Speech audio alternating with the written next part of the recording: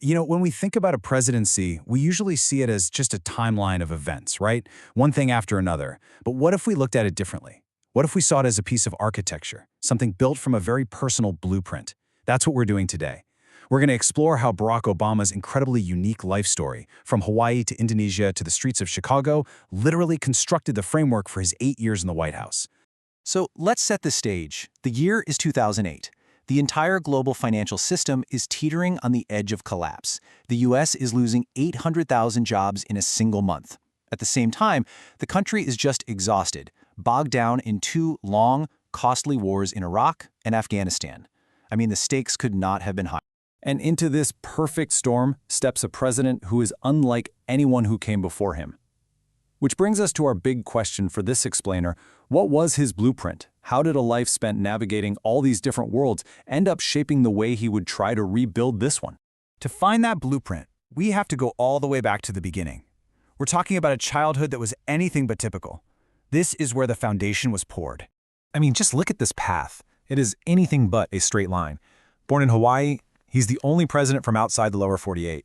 He spends 4 really formative years living in Jakarta, Indonesia. Then he's back to Hawaii before heading to college on opposite ends of the country, Columbia in New York, and then Harvard in Massachusetts. This isn't just a list of places, you guys. This is the map of a truly global, one-of-a-kind upbringing. And the result, in his own words, was a worldview shaped by a multiplicity of cultures.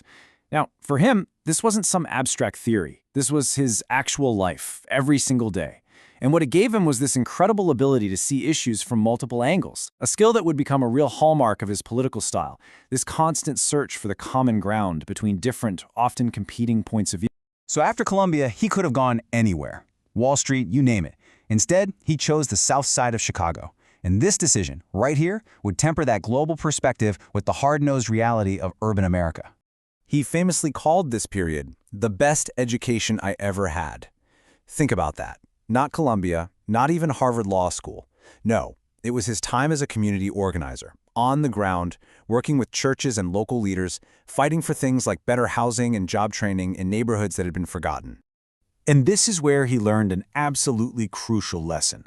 Look, winning small victories, like getting asbestos removed from a handful of apartments, that felt great, it was important.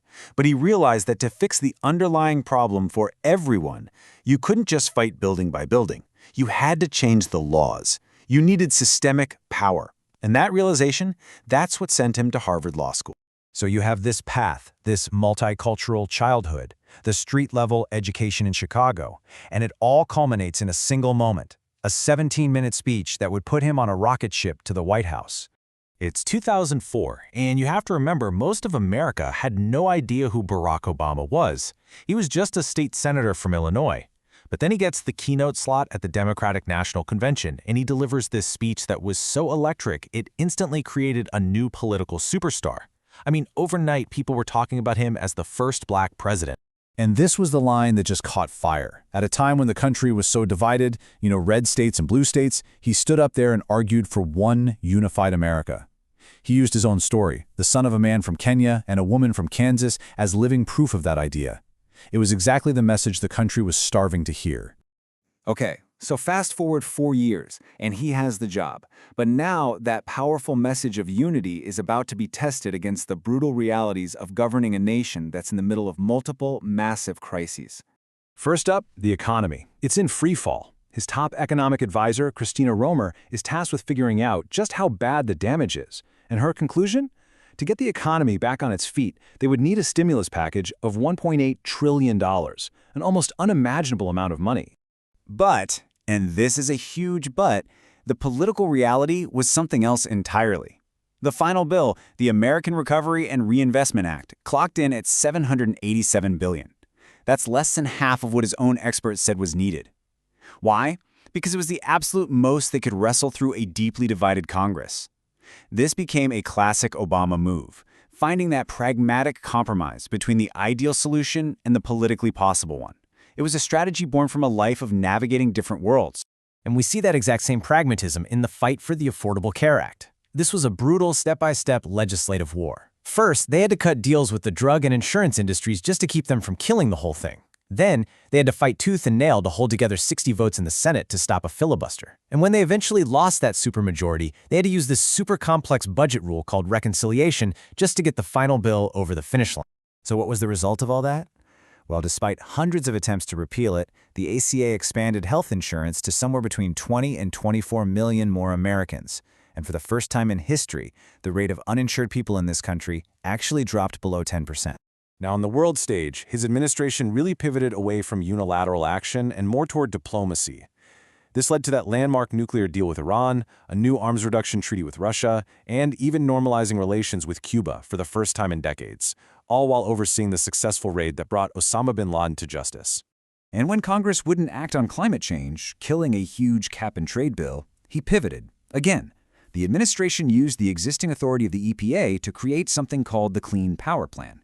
It was the first ever national limit on carbon pollution from power plants. It's that same pattern. If one path is blocked, you find another. But that vision of unity, the one he'd championed back in 2004, it was under relentless assault.